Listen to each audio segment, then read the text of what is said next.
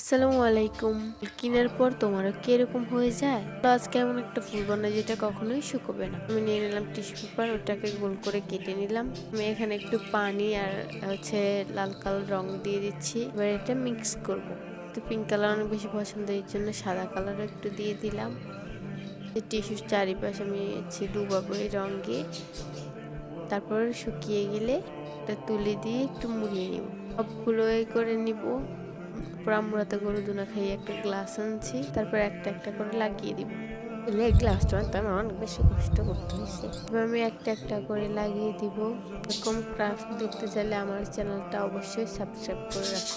আর next কি craft দেখতে চাও অবশ্যই কমেন্ট করে জানাও। এখানে আমি আজাইরে বক বক করতেছি। হয়ে গেলে এটা আমি বের করে নিব। আর দেখো কত সুন্দর। এখানে একটা হোয়াইট পেপারকে রোল বানিয়ে এটার ডাল লাগিয়ে দিব।